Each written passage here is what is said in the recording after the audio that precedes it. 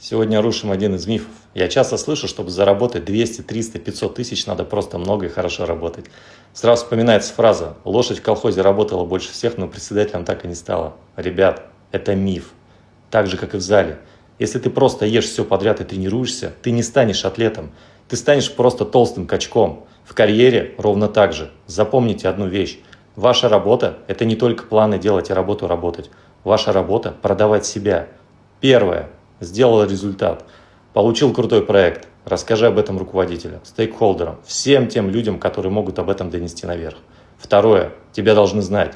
Не по имени, а по ощущениям. Этот сотрудник все делает. С ним комфортно, с ним хорошо. Третье. Базу никто не отменял. Свою работу надо делать хорошо. Ну или хотя бы нормально, не ниже плинтуса. Цинично? Да. Рушит веру? Согласен. Но именно это делают те 5%, которые забирают все плюшки. Пишите в комментариях, разберем.